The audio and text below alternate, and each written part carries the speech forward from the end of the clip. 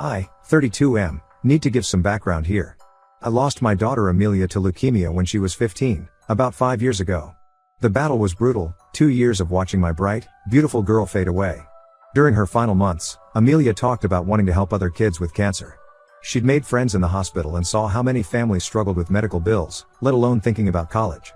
After she passed, I was a mess. Couldn't eat, couldn't sleep, just existed really. My way of coping was to set up a college fund in her memory. The idea was to help kids who survived cancer get an education.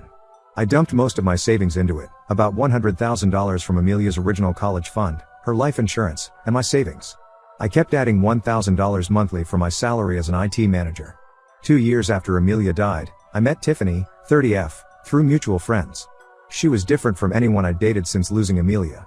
Most women got weird when I mentioned having a deceased child, but Tiffany seemed genuinely caring. She'd ask about Amelia, look at photos, even visited her grave with me. She has a son, Jordan, 11M, from her previous marriage. His dad Kevin walked out when Jordan was 2, never paid a dime in child support, completely vanished. Tiffany worked part-time at this fancy boutique while I handled most bills.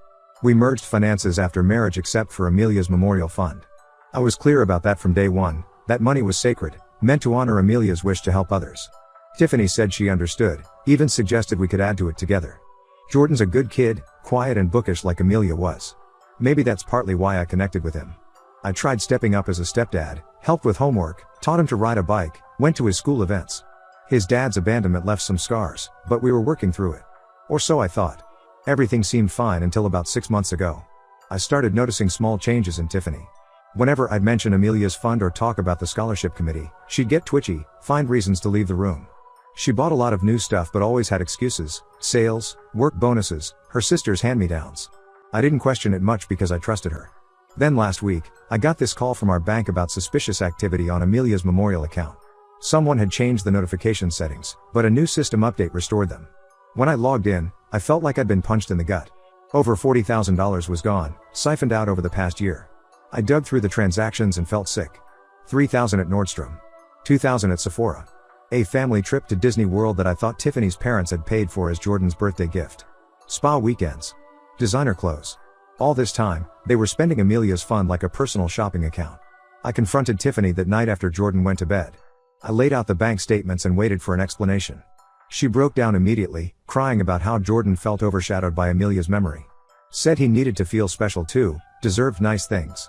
When I brought up the spa trips and designer shopping, she got defensive. Said being a stepmom to a ghost was hard, that I loved my dead daughter more than her living son. That's when something in me snapped. This wasn't about Jordan feeling special, she'd used my dead daughter's memorial fund for luxury shopping and vacations. She violated not just my trust, but Amelia's memory. What was meant to help sick kids went to designer handbags and spa days. I told them to pack and leave. Tiffany tried guilt-tripping me about throwing out a child, but I was done. Jordan was crying, confused. That was the hardest part, he didn't understand why his world was imploding. But I couldn't have them in the house another night. They're staying with Tiffany's sister Sandra now. Her entire family is attacking me on social media and phone, calling me heartless for kicking out a mother and child. My own sister thinks I should try counseling first, says marriage means working through hard times. But they don't understand. This wasn't a normal marriage problem like cheating or growing apart. She stole from dead children with cancer. I filed for divorce last week. My lawyer's investigating how much we can recover. Every night I sit in Amelia's room, untouched since she passed, looking at her photos. She was so excited about that fund, spent her last months talking about helping other kids. Now it's been looted for shopping sprees and Disney trips. Some friends say I'm overreacting, that marriage means sharing everything. But Amelia's fund wasn't our money to share. It was supposed to help kids like her, kids fighting the same battle she lost. Tiffany knew that. She knew what it meant to me, saw me add to it every month, heard me talk about the kids it would help. Now I'm sleeping in Amelia's room because I can't stand our bedroom. Everything there reminds me of Tiffany's betrayal. Jordan left his game console on in the living room when they left, probably hoping they'd be back soon. His school books are still on the kitchen table. But every time I consider giving Tiffany another chance, I remember her words about Amelia being just a ghost, about Jordan deserving the money more than sick kids. I know kicking them out seems harsh. Jordan's innocent in this, and it kills me to hurt him. But I can't get past what Tiffany did. She didn't just steal money, she stole from my daughter's legacy, from kids fighting cancer. That's not something I can forgive. Update 1: Things have gotten way more complicated since my last post. I didn't think it could get worse than stealing from a cancer fund, but somehow Tiffany managed to prove me wrong. Last Saturday, Tiffany's sister Sandra showed up at my door unannounced. I almost didn't answer, but then I heard Jordan crying. Sandra brought him along, thinking I'd soften up seeing him. Jordan looked terrible, red eyes, messy hair, wearing the Pokemon shirt I got him for his birthday. He kept asking if he could just grab his games and school stuff. I let them in because I couldn't stand seeing the kid like that. While Jordan went to collect his things, Sandra started in on me. She had this whole speech prepared about family and forgiveness, how Tiffany made a mistake but deserved another chance. I stayed quiet, letting her talk. Then she dropped something that changed everything. Turns out Tiffany hadn't just been stealing for shopping sprees. She'd tracked down Jordan's biological dad, Kevin, about a year ago. Remember him? The deadbeat who vanished when Jordan was 2? Well, Tiffany found him on Facebook living in Florida. Instead of telling me, she started sending him money from Amelia's fund to reconnect with Jordan. At first, Sandra thought sharing this would help Tiffany's case, show she was just trying to be a good mom, give Jordan his father back. But then she found out more. The Disney World trip I mentioned in my last post? Kevin was there too. Tiffany paid for his ticket, his hotel room, everything. She'd been hiding all this from everyone, even her own family. When Sandra discovered the full story last week, she started digging. Kevin wasn't some reformed dad trying to make amends. He's a professional con man with a string of abandoned families across 3 states. He'd been playing Tiffany, feeding her sob stories about wanting to be in Jordan's life but needing money to get back on his feet. I called my lawyer right after Sandra left. While going through financial records, we found something even more disturbing. Tiffany had opened 3 credit cards in my name over the past year. The total damage? Another $25,000 in debt. She forged my signature on the applications, used my social security number, everything. When confronted about the credit cards, Tiffany claimed it was all for Jordan, tutoring, sports equipment, school trips. But the charges tell a different story. High-end restaurants in Miami where Kevin lives. Designer shopping sprees. Beauty treatments. Hotel rooms. She'd been financing some kind of fantasy life with Kevin using both Amelia's fund and fraudulent credit cards. The worst part came yesterday. My lawyer found emails between Tiffany and Kevin planning their future together. They'd been plotting to drain as much money as possible from me before Tiffany filed for divorce. Kevin promised to leave his current girlfriend and move in with Tiffany once they had enough cash. The Disney trip wasn't about Jordan meeting his dad, it was Tiffany and Kevin reconnecting while using Jordan as cover. Jordan had no idea about any of this. Sandra showed me texts between him and his cousin where he talked about meeting his dad at Disney, how excited he was thinking his family might be whole again. Tiffany and Kevin used his hope for a reunion to mask their affair. That's what makes me the angriest, not just stealing from dead kids, but manipulating an 11-year-old's emotions for cover. I've frozen all accounts Tiffany had access to and reported the credit card fraud. My lawyer says we have a solid case for criminal charges, but I'm hesitating because of Jordan. Kid's been through enough without seeing his mom arrested. Sandra agrees, she's actually apologized for defending Tiffany initially and is helping gather evidence for the divorce. Tiffany's still playing victim to anyone who'll listen, saying I drove her to desperate measures by not treating Jordan like my own son. But people are starting to see through it. 3 of her closest friends called me to apologize for believing her lies. They'd all loaned her money over the past year, thinking she needed help with Jordan's school expenses. Turns out those loans funded her trips to see Kevin. The revelation about Kevin explains so much, the secret phone calls, the sudden business trips, why she fought so hard against installing home security cameras. I kept thinking she was acting weird because of guilt over stealing from Amelia's fund. Truth is, she was running a whole secret life. Sandra's keeping Jordan with her for now. Tiffany's furious about this, but Sandra doesn't trust her sister anymore. She caught Tiffany telling Jordan it was my fault his dad left again, that I ruined their chance to be a family. Jordan's in therapy now, trying to process all this betrayal. I've started working with a forensic accountant to trace every penny Tiffany stole. Not just for the divorce, but because I need to know exactly how much she took from kids with cancer to fund her affair with a con man. Early estimates suggest it's closer to $60,000 when you add everything up. My lawyer says we can probably get Kevin on fraud charges too. Apparently, he's pulled similar scams before, reconnecting with ex-girlfriends, bleeding them dry, then vanishing. Tiffany was just his latest target, but unlike his other victims, she stole from others to keep him interested. I thought kicking them out was the hardest part of all this. Now I'm dealing with identity theft, fraud, and watching an 11-year-old's heartbreak all over again. At least I know I made the right call ending things when I did. God knows how much more damage Tiffany would have done if that bank alert hadn't exposed her spending. Update 2: The divorce proceedings started last week, and every day brings new revelations about Tiffany's deceptions. Remember that boutique job she had? Turns out she was fired 6 months ago for stealing merchandise. My lawyer got a statement from her former manager. Tiffany had been taking designer clothes and reselling them online. When caught, she begged them not to press charges, promised to pay everything back. Guess where that repayment money came from? Yep, Amelia's fund and those fraudulent credit cards. The manager felt sorry for Tiffany, believed her story about struggling with a sick mother and needing money for medical bills. In reality, she was sending the cash to Kevin. Bank records show she wired him over $30,000 in the past year alone. That's not counting the gifts, hotels, and that Disney trip. Kevin showed his true colors as soon as the money stopped flowing. He ghosted Tiffany completely, blocked her number, deleted his Facebook account. Tiffany had a complete meltdown when she couldn't reach him. She showed up at my office, hysterical, demanding I unfreeze the account so she could fix things with Kevin. Security had to escort her out. Sandra finally saw her sister for who she really is. The last straw was finding Tiffany's diary where she'd written about her plans with Kevin. They weren't just having an affair, they were plotting to clean out all my accounts, including Amelia's fund, then file for divorce claiming emotional abuse. Tiffany would get half of everything, and they'd start a new life together. Sandra kicked them out after reading this. Tiffany and Jordan are sleeping on her parents' couch now. But here's what really got to me. While going through divorce paperwork, I discovered Tiffany had been systematically lying about my relationship with Amelia.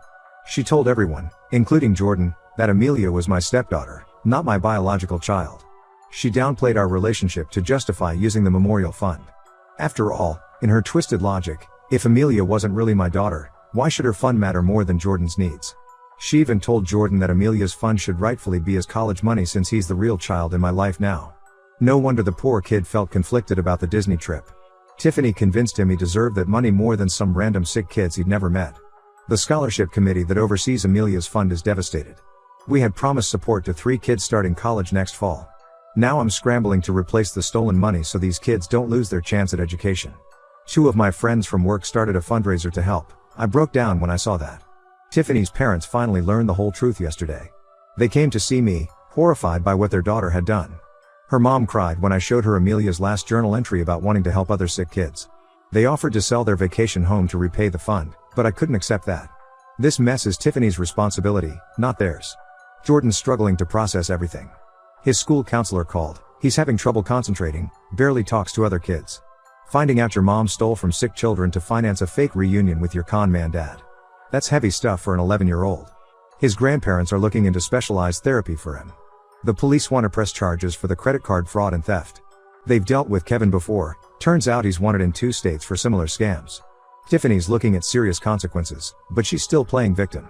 She actually told her lawyer that I emotionally manipulated her by keeping Amelia's room unchanged and talking about the memorial fund. Like somehow that justifies stealing from dying kids and lying to everyone. Sandra gave me access to Tiffany's cloud storage, hoping to find evidence for the divorce case. Instead, I found something worse, photos of Tiffany and Kevin in Amelia's room during one of my business trips. They took selfies on Amelia's bed, laughed about the shrine, mocked the photos of Amelia in the hospital. I threw up when I saw those. To disrespect a dead child like that. I can't even find words. The divorce should be finalized soon.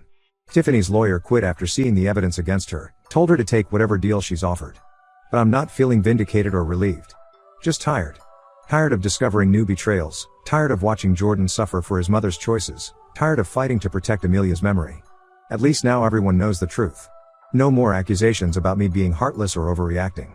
Even Tiffany's strongest defenders have gone quiet after seeing those photos from Amelia's room. Some betrayals cut too deep for forgiveness, and Tiffany managed to hit every possible low. Update 3: The divorce is finally over. Tiffany tried one last desperate move, claiming she deserved half of Amelia's remaining funds since it was established during our marriage. The judge shut that down fast, especially after seeing evidence of her theft and fraud. She didn't get a penny from any of our accounts. After the court ruling, Tiffany and Jordan moved in with Kevin. That lasted exactly 16 days. Kevin kicked them out after Tiffany caught him bringing another woman to their hotel room. Turns out he was running the same scam with 3 other women. Tiffany called me crying, begging for another chance. Said she'd get therapy, pay back everything she stole. I blocked her number. Jordan sent me a letter last month. Poor kid wrote that he was sorry about the Disney trip and stealing from sick kids. Said he didn't know where the money came from, thought his mom had saved up for it. He asked if he could keep the Pokemon games I bought him, wasn't sure if that counted as stealing too. Reading that broke my heart all over again. I wrote back telling Jordan none of this was his fault. He's just a kid caught in his mom's mess. Told him he could keep all his games and stuff, they were gifts given with love. Tiffany found out about our letters and went ballistic. She's now demanding Jordan cut all contact with me, says I'm trying to turn him against her. Tiffany and Jordan are living with her parents now. Her dad called me yesterday. Tiffany's been claiming I hid money from her during the divorce. She still doesn't get it. There was no hidden money, she just blew through everything on her fantasy life with Kevin. Her parents are making her get a real job for the first time in years. She's working at a gas station and hates it. The memorial fund is slowly recovering. My company matched what I put in to replace the stolen money. 3 kids are starting college next fall with Amelia's scholarships. One of them wrote me a beautiful letter about losing her sister to cancer too. Said the scholarship helped her family believe in good people again. Tiffany's credit card fraud case is pending. She tried claiming she had my permission to open those accounts, but the evidence proved otherwise. Her lawyer is pushing for a plea deal to avoid jail time. Part of me wants her to face full consequences, but Jordan needs his mom, even if she's a terrible one. Sandra keeps me updated about Jordan. He's doing better in therapy, learning to process everything. His grades are improving again. Tiffany's parents enrolled him in a summer science camp he loves. They're trying to give him stability after all the chaos. Kevin disappeared completely after kicking them out. Police found him running another scam in Texas, targeting single moms through dating apps. He's facing fraud charges there too. Tiffany still cries about him sometimes, according to her mom. Some delusions die hard, I guess. I'm doing okay. Amelia's room is still untouched, but I don't sit there crying anymore. Started dating again last month, nothing serious, just coffee with a nice woman from work. She asked about the photos on my desk, listened to stories about Amelia without getting weird. Didn't try to tell me I needed to move on or let go. Looking back, I'm glad I didn't back down when everyone was calling me heartless for kicking them out. Tiffany showed her true self. She's not just a thief, but someone who could mock a dead child and steal from sick kids. Some betrayals can't be forgiven. I protected Amelia's legacy and that's what matters. Jordan will always have a place in my heart, but I'm done with Tiffany. Her parents are giving Jordan the stability he needs. That's all I can hope for now. Sometimes walking away is the only right choice, even when it hurts.